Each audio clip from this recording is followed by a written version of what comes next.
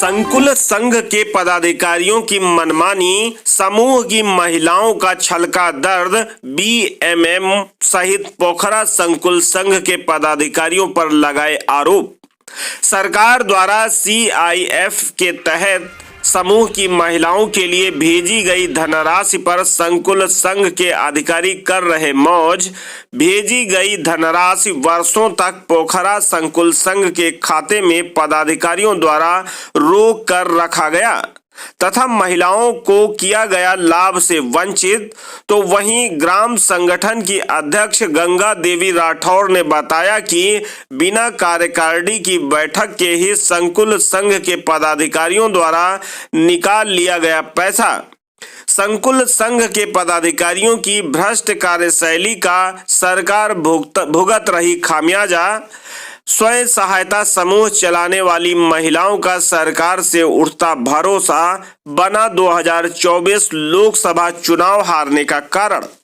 मामला बाराबंकी जनपद के विकासखंड त्रिवेदीगंज से संचालित पोखरा संकुल संघ का है, जिसमें ग्राम संगठन की पदाधिकारी गंगा देवी राठौर तथा इंद्रपरी देवी व नीलम सहित अन्य तमाम स्वयं सहायता समूह चलाने वाली महिलाएं तथा समूहों की सदस्यों ने पोखरा संकुल संघ के पदाधिकारियों पर लगाए गंभीर आरोप।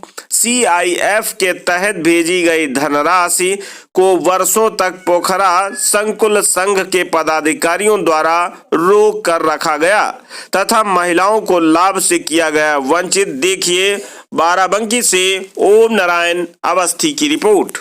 देख रहे हैं सोशल इंडिया लाइव न्यूज। मैं हूं ओम नारायण अवस्थी। मैं आज मौजूद हूं यहाँ बड़वल नगर, एक गांव है पोखरा के अंतर्गत आता है। पोखरा चीनी मिल के पीछे गांव है बड़वल नगर। यहाँ पर मैं मौजूद हूँ। यहाँ पर समूह की महिलाओं की बैठक थी, जिसमें पोखरा संकुल संघ के नाम से एक संगठन कार्यरत है, जो कि त्रिवेदीगंज ब्लॉक से संचालित है और यहाँ की महिलाएं उसमें जुड़ी हुई है। उसको लेकर के इन लोगों के अंदर शिकायत थी, इन लोगों के पास शिकायतें थी, जिसके संबंध में हमें अवगत कराया गया और उसके बाद हम आए हैं। चलिए इनसे बात करते हैं कि क्या मामला है, क्या माजरा है। जी क्या नाम है आपका? मेरा नाम गंगा राठौर है जी। मैं पोखरा की समूह सखी हूँ जी। और आज यहाँ पर क्या हो रहा था? और हमारे ग्राम संगठन की मीटिंग हो रही है। इस ग्राम संगठन में अभी कोई पैसा नहीं आया है। पैसा नहीं आया? हाँ। कहाँ से पैसा आना था? संकुल संघ से पैसा आना था, कोई पैसा नहीं आया। कितना रुपया आना था कुछ पता? इसमें वो स्टार्टअप आता है पहले। 1 साल का वो ग्राम संगठन हो गया ये। ग्राम संगठन में कितने समूह है यहाँ पे? इस ग्राम संगठन में 7 समूह है। कितनी महिलाएं होंगी इसमें? कम से कम 70-72 महिलाएं हैं। 70-72 महिलाएं हैं। हाँ। तो क्या संकुल संघ पोखरा में जो पैसा आया है वो कहाँ से आया है?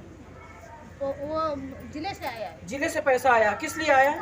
वो जैसे महिलाएं रोजगार करेंगी और पैसा नीचे ट्रांसफर किया जाएगा जी। और 2 साल से पैसा रोका पड़े है। 22 का 23 में दिया है और 23 का 24 में दिया है और वो भी मैंने कागजी कार्रवाई की तब दिया है। अच्छा। वैसे नहीं मिल रहा था पैसा। तो कौन पैसा वहाँ से ट्रांसफर करता है? संकुल संघ के खाते से आप लोग? पदाधिकारी करते हैं। पदाधिकारी ग्राम सीएलएफ के 3 पदाधिकारी होते हैं जी। वही पैसा ट्रांसफर करते हैं। हाँ। वही लोग रोके थे। कौन कौन से पदाधिकारी हैं? अध्यक्ष है, अध्यक्ष का नाम किरण है और सचिव है, सचिव का नाम प्रीति है और उसका नाम ज्योति है, कोषाध्यक्ष का नाम। और ये तीनों पदाधिकारी हैं हम अपने संकुल के। तो 2022 में पैसा आया था? हाँ 22 में आया था। सीएलएफ की मीटिंग हुई थी जब पहली बार पैसा 2022 में आया था। संकुल की मीटिंग हुई थी, वहाँ पर सब समूह को बुलाया गया था। वहाँ पर आशीष सर थे बीएमएम हमारे, वो बताए कि पैसा हमारे इतने समूह का आ गया है। दोनों सब लोगों का नाम लेके, समूह का नाम लेके पुकारा गया था वहाँ पर।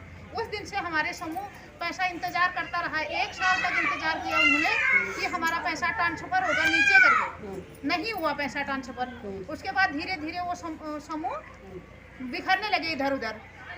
अब पैसा भेजे हैं तो 4 समूह का तो मुझे पता चल गया पैसा और 5 समूह का उसमें पता नहीं चल रहा है कि कहाँ पर ये समूह कहाँ पर है। अगर ये संकुल संघ पोखरा जो आप बता रही है त्रिवेदीगंज ब्लॉक में क्यों चल रहा है? ये इसकी जानकारी कोई न ग्राम संगठन को हो पोखरा का और न कोई पंचायतों को हो, बस पदाधिकारी अपने मन से चला रहे हैं। जैसे कि जहाँ तक मुझे पता है कि ग्राम संगठन की महिलाएं समूह मिल करके एक संकुल संघ का निर्माण करते हैं समूह की महिलाएं मिलकर के एक संकुल संघ का निर्माण करती हैं और वो संकुल संघ जहां से वो चाहती है वहां से चलता है। तो क्या इस संकुल संघ का जो पोखरा संकुल संघ है इसका निर्माण समूह की महिलाओं ने नहीं किया है? नहीं, पोखरा समूह की महिलाओं ने किया है निर्माण, सबने किया, पूरी पंचायतें मिलकर पोखरा में निर्माण हुआ था।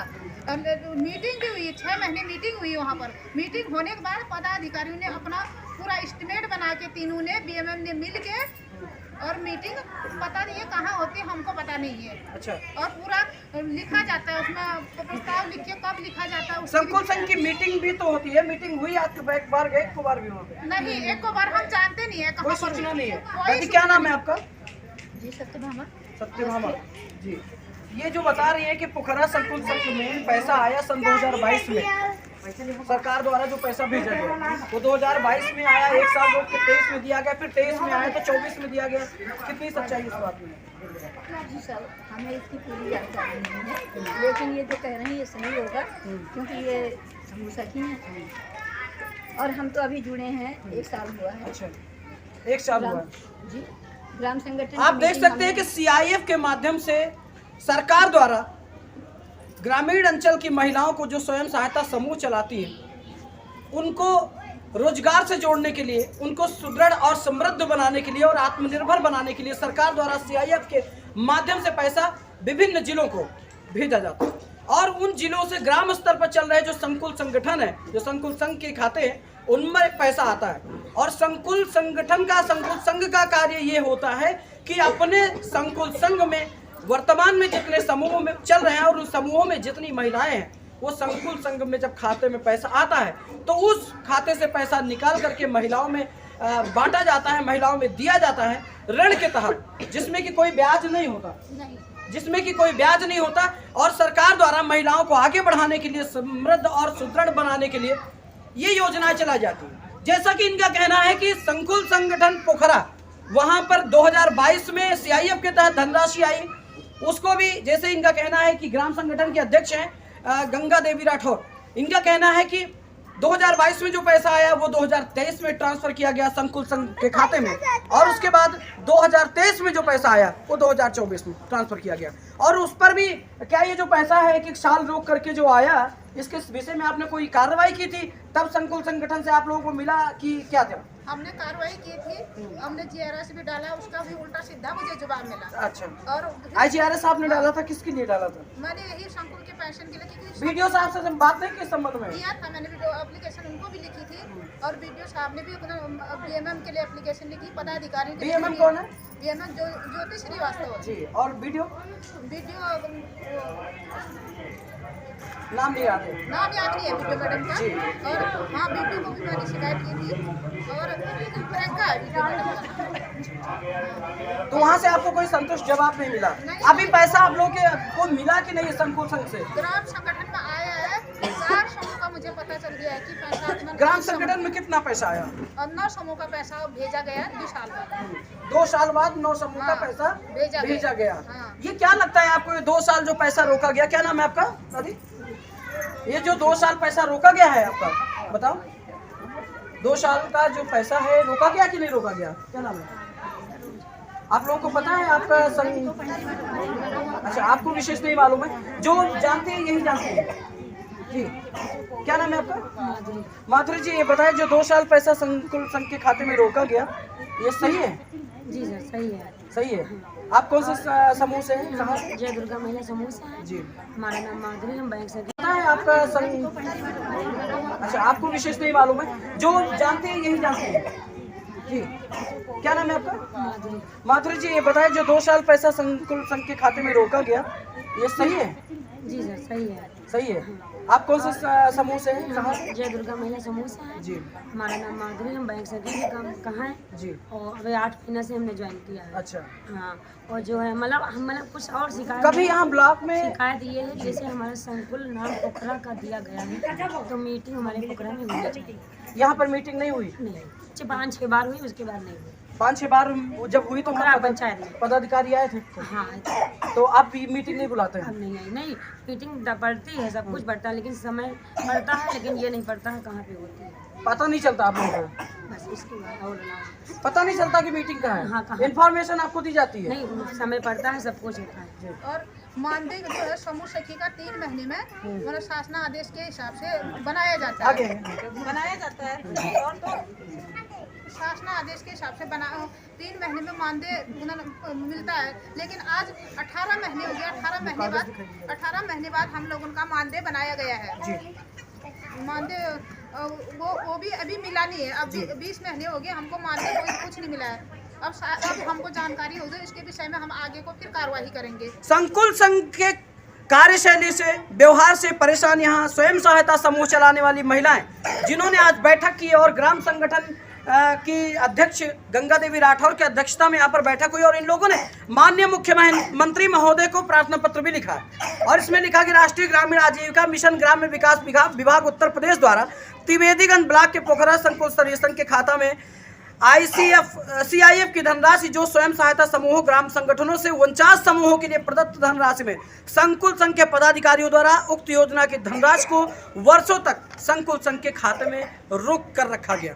सरकार की एक मंशा है, सरकार की मंशा है कि देश से गरीबी हटाओ, देश में अधिकतर ज़्यादा से ज़्यादा लोगों को रोजगार प्रदान करो, देश में ज़्यादा से ज़्यादा लोगों को रोजगार से जोड़ो और उन्हें समृद्ध बनाओ ताकि वो आत्मनिर्भर हो सके और आत्मनिर्भर होकर के 2-3 परिवारों का वो भी अपना संचालन कर सके, उनका भी भरण पोषण होता रहे। लेकिन यहाँ पर जो उनके नीचे के जो अधिकारी हैं, जैसे कि CIF के तहत धनराशि आती है बाराबंकी जनपद में, जनपद से उसके बाद जाती है ब्लॉक स्तर पर, जो वहाँ पर संकुल संघ के खाते हुए हैं, खुले हुए हैं, जहाँ से महिलाओं को, समूह की महिलाओं को धनराशि दी जानी है, वहाँ पर होता है बंदरबांट। जैसे कि इसमें एक आरोप और भी लगा कि अवैध तरीके से संकुल संघ के पदाधिकारियों द्वारा समूह की महिलाओं को सूचित किए बिना संकुल संघ के खाते से हजारों रुपए निकाल लेने की जांच कराने के विषय में यह प्रार्थना पत्र लिखा गया। इस पर जांच अभी बताइए, जो इससे पहले खबर चली थी और जो आपने कार्यवाही की, इसमें अभी तक कुछ हुआ कि नहीं हुआ? नहीं, कोई कार्य नहीं हुआ अभी तक। कोई कार्य नहीं हुआ, कोई कार्य नहीं हुआ। और जो आपने इसमें लिखा है कि हजारों रुपए आप लोगों को पता नहीं है और आपके पोखरा संकुल संघ से वहाँ के पदाधिकारियों ने निकाल दिए, कितनी सच्चाई है? हाँ, पूरी सच्चाई है। हमारे बिना साइन के हम कार्यकारिणी है पोखरा। जो बोलना चाहे वो बता देगा, हम आ जाएंगे। संकुल के कार्यकारिणी है हम। हमारे साइन आज तक कभी नहीं हुए, 1.5 साल हो गया और पैसा बराबर निकल रहा है और इसकी पूरी जांच करवाई जाए। और कोई जो कैडर है हमारे यहाँ पंचायत में, किसी को मानदेय नहीं मिल रहा है, तो ये मानदेय दिलाया जाए और खाते की पूरी, जब से संकुल बना है आज तक इसकी पूरी जांच की जाए कि किस मद से पैसा निकला हुआ है। कितने साल हो गए संकुल बने हुए? पोखरा वाला क्या नाम है आपका? क्या नाम है आपका? 2.5 साल से संकुल संघ संचालित है। इससे आपको कोई लाभ हुआ अभी तक? नहीं। आपको कोई लाभ मिला अभी तक सरकार द्वारा या समूह द्वारा या किसी प्रकार का आप लोगों को कोई लाभ मिला? क्या नाम है आपका? कोई लाभ मिला आपको? नहीं मिला। कोई लाभ नहीं मिला। क्यों जुड़े थे आप समूह से? अरे जुड़ गए मतलब चलो मिली है चीज कम क्या क्या मिलने के लिए बोला गया था? सुविधाएं मिला रहा। क्या सुविधा मिली आज तक आपको? कोई सर नहीं मिल रहा, कोई सुविधा नहीं मिली। तो समूह क्यों चलाते हैं आप लोग फिर? इसीलिए तो चलाते हैं। जब इसमें कोई सुविधा नहीं मिल रही, जैसे कि यहाँ पर महिलाएं सीधा बोल रही हैं कि जब से इन्होंने स्वयं सहायता समूह में ज्वाइन किया, स्वयं सहायता समूह चला रही हैं, दौड़ रही हैं, भाग रही हैं, बैठक कर रही हैं, अपनी अपनी ड्यूटी निभा रही हैं, उसके बाद भी आज तक इन्हें कोई लाभ नहीं मिला। इधर बात करते हैं। क्या नाम दादी आपका? अनीता। समूह में कब जुड़ी आप? 1 साल पहले। तो बहुत पैसा आ गया आपके पास, कमा लिए हुई हो? नहीं सर, हमको कुछ नहीं मिला। पैसे नहीं मिला? एको पैसा नहीं मिला? नहीं, जो जमा किया उसमें तो मिलने अभी कुछ। कितना पैसा जमा किया आपने? अरे जो जमा हुआ है 1 साल से। हाँ। ये पैसा कहाँ जमा होता है?